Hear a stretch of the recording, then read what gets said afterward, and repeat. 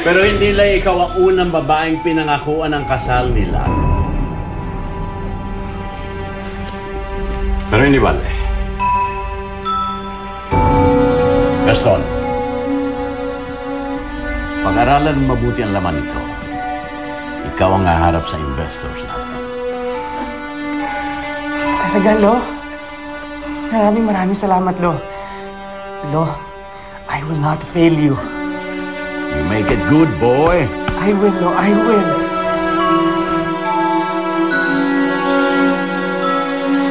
Kayong dalawa, hanggang hindi kayo natutong magpatawad, hindi kailanman kayo magbabalik sa dati niyong anyo.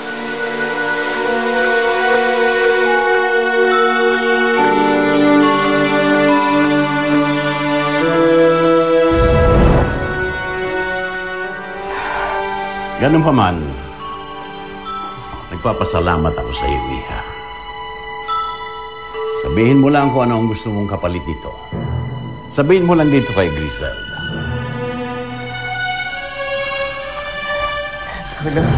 Don Aguirre! Bago ko kayo umalis, mas mabuti yata na buksan niyo yan sa harap ko. At bakit ko naman gagawin yun? Dahil sa tingin ko po, kakailanganin niyo pa rin ang tulong ko.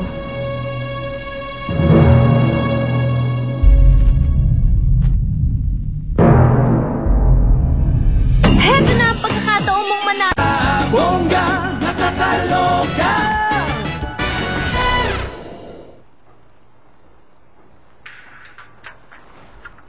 Ano yan? Alam ni Lalo kung gaano kahalaga ang mga investors na darating ngayon.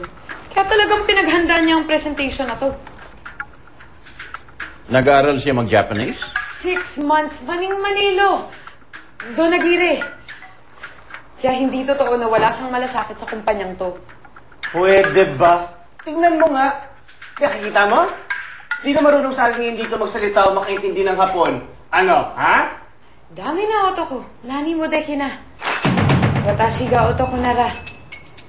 Hanata wo butsuwayo. Ako. Hey, sexy. Ano pagsasabi mo dyan, ha? Ang sinabi ko lang, ako, marunong. Don Aguirre, parang gusto na pumalis ng mga bisita natin. Bakit kaya gulong-gulo ng damdamin ko? Hindi maintindihan ni Lola kung bakit biglang gumaan ang pagtingin niya kay Facundo. Wala siyang kamalay-malay na dahil ito sa ikalawang sumpa ng babaylan sa kanya. Well, it seems I don't have a choice. Anong pangalan mo, Iha? Lalo, Lita. Lolita po. Lola for short. Coincidence, no? Lalo, Lola, Lola, Lalo. Okay, Lola. Talagang kailangan namin ng tulong mo. Watashi tachi no jigyo wa shizentai de torikomu koto de sekai shijou wo mezasu koto ga dekimasu. Arigatou gozaimasu.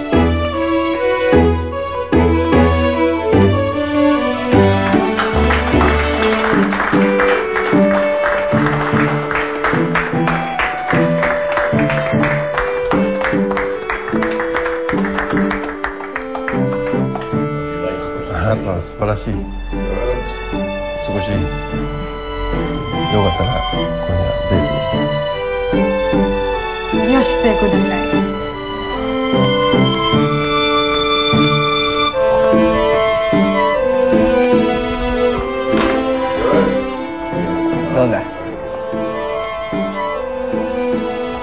ano ba talagang ginagawa mo dito nung nahuli kita sa kwarto ni Lalo?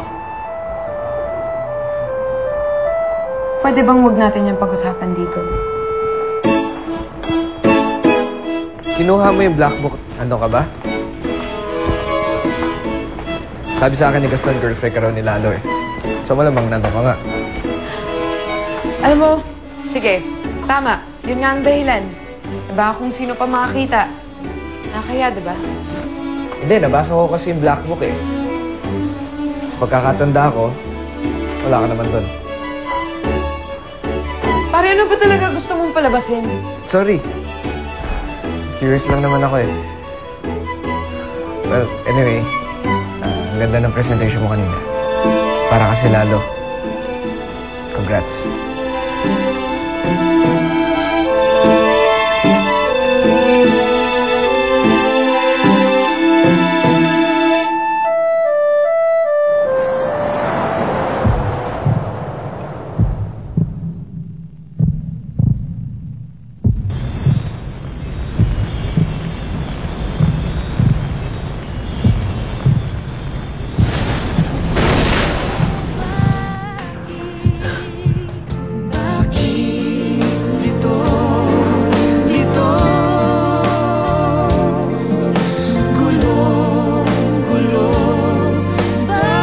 Okay ka lang?